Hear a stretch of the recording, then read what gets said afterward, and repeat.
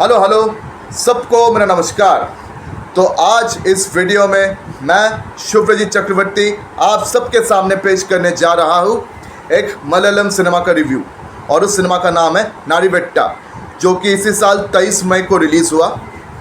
और इस सिनेमा के जो डायरेक्टर है अनुराज मनोहर, इन्होंने इससे पहले एक बहुत बढ़िया फिल्म डायरेक्ट किया हुआ था, इश्क नॉट अ लव स्टोरी।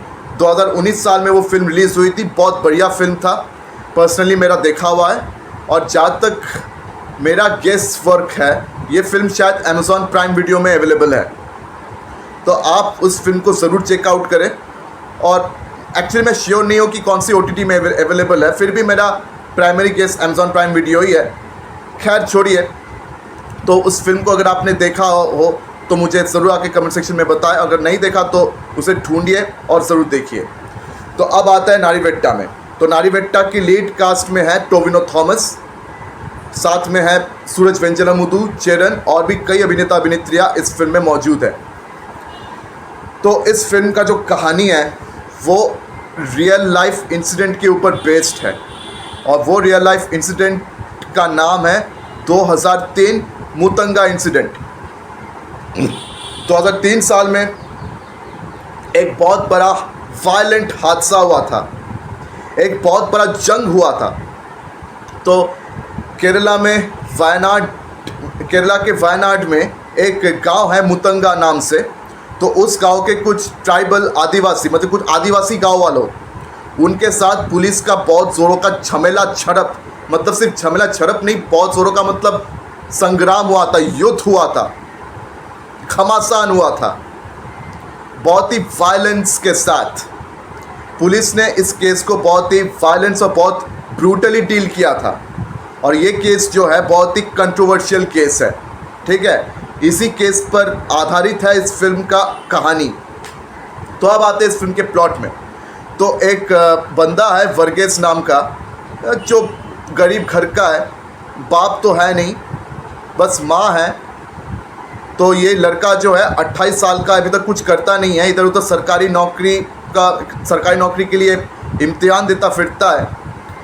तो उसका सपना है कि ये सेक्रेटेरिएट बनेगा, बड़ा सरकारी नौकरी पर हाथ मारेगा डायरेक्टली, वो चाहे मतलब बड़ा IAS ऑफिसर हो या ऐसे बड़े बड़े पोजीशन का काम हो, लेकिन उसको छोटे मोटे मतलब पोजीशंस का ऑफ़र मिलता है।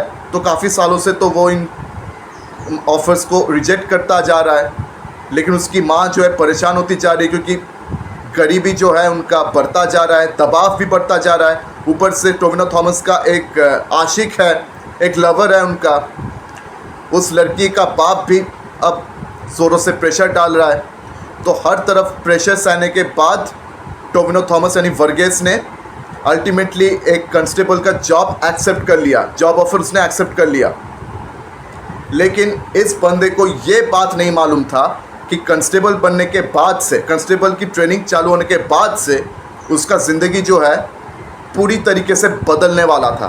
कुछ ऐसी चीज़ें इस बंदे को दिखने वाला था जिसके बाद मतलब उसकी ज़िंदगी और इस फिल्म की पूरी कहानी जो है एक अलग ही मोड़ लेने वाला है। और दूसरी तरफ केरला का उसी वायनाड में एक गांव है, रियल लाइफ में उसका नाम था मुतंगा, यहाँ पर नाम थोड़ा अलग रखा गया। तो उसी गांव में वही आदिवासी गांव वाले, ठीक है, उनका पुलिस के साथ, सरकार के साथ बहुत बड़ा झमेला चल रहा है। वो पीसफुली प्रोटेस्ट कर रहे हैं। क्यों? क्योंकि सालों साल ज़मीन के लिए वो सरकार के पास अपनी अर्जी जमा कर रहे हैं। सालों साल उन्होंने सरकार के पास अपनी अर्जी जमा किया, सालों साल सरकार के पास उन्होंने विनती करी कि उनकी गरीबी जो है बढ़ता जा रहा है, उनकी परेशानी बढ़ता जा रहा है, और ये मजदूरी कर कर जितना कमा रहे उतना काफ़ी है नहीं, क्योंकि उनको पूरी तरीके से एक्सप्लॉइट किया जा रहा है, उनका शोषण किया जा रहा है, सही तरीके से उनको पगार दिया नहीं जाता, उनसे बस खटवाया जाता है, बेकार में उनसे काम कराया जाता है, खटवाया जाता है, पर उनको पैसा ठीक से दिया नहीं जाता। तो उनके घर में जो राशन है, चावल है, सब ख़त्म हो चुका है, उनके पास जीने का और कोई रास्ता नहीं है। काफ़ी सालों से ज़मीन के लिए लड़ रहे हैं, तो मजबूरन उनको काफ़ी सालों से मतलब एक जंगल में अपना वक्त गुजारना पड़ रहा है, उसी जंगल में वो जीते हैं, खाते हैं, पीते हैं।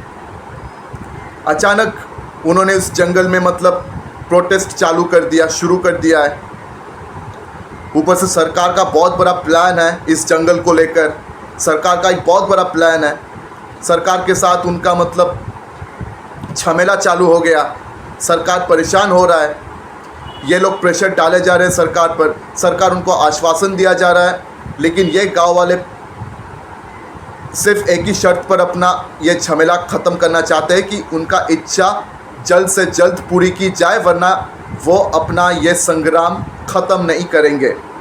और इस फिल्म का एक टैगलाइन भी है, where system fails revolution begins.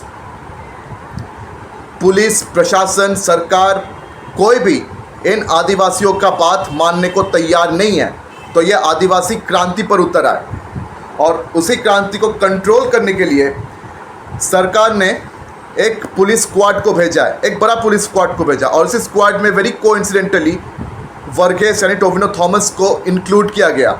उसका ट्रेनिंग तो अभी अभी शुरू ही हुआ था, खैर उसको इंक्लूड किया गया, उसके पास और कोई चारा था नहीं बेचारे का, लेकिन उसका एक अच्छा दोस्त बना है। उस दोस्त का नाम था बशीर, उनका मतलब एक बहुत अच्छा पोस्ट है। उस बशीर के रोल में ही हम सूरज वेंजरमुथु को देखते हैं, जो उसका मेंटर बनता है, उसका दोस्त भी बनता है। और उसके बाद जब कहानी आगे बढ़ता है, हमें धीरे धीरे कुछ घिनौना चेहरा पुलिस का और सरकार का नज़र आने लगता है कि कैसे वो इन आदिवासियों को, इन गाँव वालों को दबाते आ रहे हैं, सालों से इनको दबाते आ रहे हैं, सालों से इनको मतलब सप्रेस करते आ रहे हैं, इनको हल्के में लेते हैं, इनको मारते पीटते हैं, इन पर अत्याचार करते हैं, इन पर ये जुल्म करते हैं, शोषण करते हैं इनका, और कैसे इनको सालों से दबा रहे हैं। मतलब ये बेचारे आदिवासी गांव वाले ये अपनी संग्राम जारी तो रख रहे हैं, लेकिन इनका संग्राम काफ़ी नहीं है उनको टिकाए रखने के लिए। उनको किसी का सपोर्ट नहीं है, कोई उनको सपोर्ट करने को तैयार नहीं है। पुलिस, सरकार, प्रशासन, शहर, कोई नहीं, बिल्कुल अकेले है। और सालों साल ये ज़मीन के लिए मतलब अर्जी डाले जा रहे हैं, इनको एक पट्टा तक नहीं मिला। पट्टा तो छोड़िए, कोई मदद ही नहीं मिला सरकार से, जैसे वो सरकार के लिए एग्जिस्ट ही नहीं करते, सरकार के लिए जैसे उनका जीने का कोई मतलब ही नहीं है, जैसे कुत्ते हैं रास्ते के। मतलब ऐसा ट्रीटमेंट इनको सालों से मिलता आया है, इसलिए वो पीछे हटने वाले किसी भी तरह नहीं थे। या तो इस संग्राम में वो जीतते या तो मरते, या तो जिएंगे या तो मरेंगे, या तो जीतेंगे या मरेंगे, उनके पास और कोई चारा नहीं था पीछे हटने का।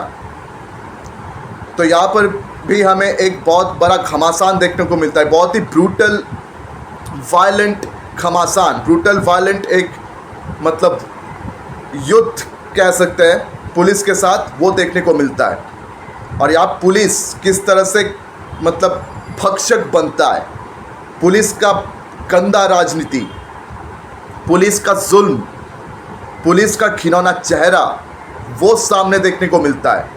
और ये जो बंदा है वर्गीस, वो ये सब देखकर एकदम चौंक जाता है। मतलब उसको यकीन ही नहीं आ रहा है कि जिस पुलिस का वो सेवा करने जा रहा है, जिस पुलिस का वो सेवा कर रहा है, वो पुलिस इन गांव वालों को, इन आदिवासी वालों को सताते हैं, उनको दबा रहे हैं, उनके साथ अन्याय कर रहे हैं।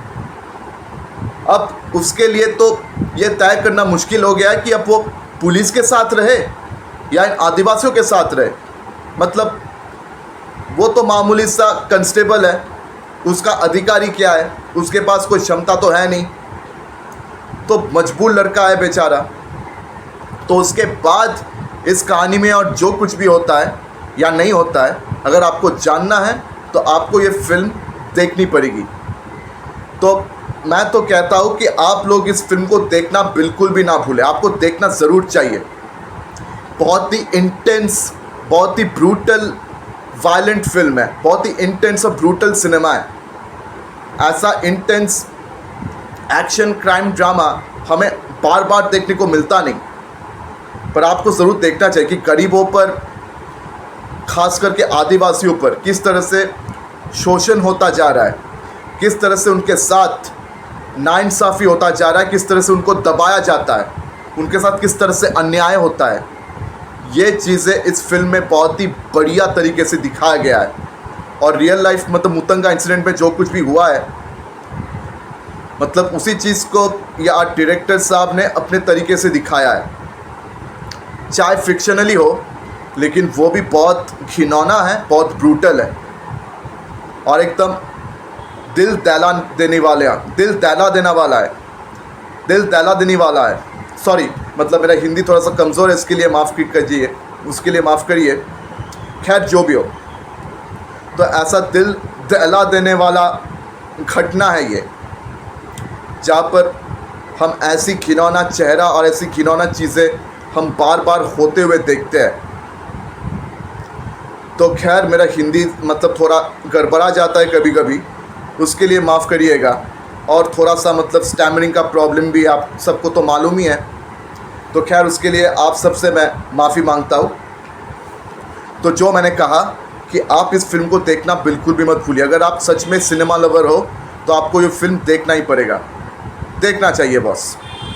ये फिल्म आप मिस नहीं कर सकते।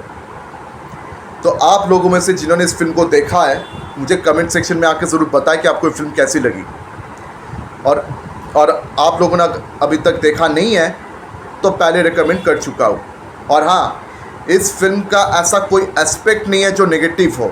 इस फिल्म का सारे एस्पेक्ट्स पॉजिटिव है, चाहे एक्टिंग परफॉर्मेंसेस हो, सिनेमाटोग्राफी हो, बाकी टेक्निकल एस्पेक्ट्स हो, और ख़ासकर इस फिल्म का डायरेक्शन और इस फिल्म का जो म्यूज़िक है। जेक्स बिजॉय ने बहुत बढ़िया म्यूज़िक दिया इस फिल्म में। तो मलयालम सिनेमा का कहानी जो है, कोई भी मलयालम सिनेमा में कहानी जो है बहुत ही धीरे धीरे आगे बढ़ता है, धीरे धीरे मतलब स्लो बर्निंग ट्रीटमेंट से सारी फिल्में बनती है। तो स्लो बर्निंग ट्रीटमेंट में क्या होता है कि जो कहानी है वो धीरे धीरे बुनता है, धीरे धीरे तैयार होता है, और बाद में जाके ये कहानी इंटेंसिटी पकड़ता है। ये कहानी बाद में जाके बहुत ज़्यादा इंटेंस हो जाता है, और ऐसी कहानी हमारे दिमाग में, हमारे दिल में हमेशा हमेशा के लिए छप जाता है, जिन्हें हम भुला नहीं पाते। तो ऐसी खूबसूरत कहानी होती है मलयालम सिनेमा में।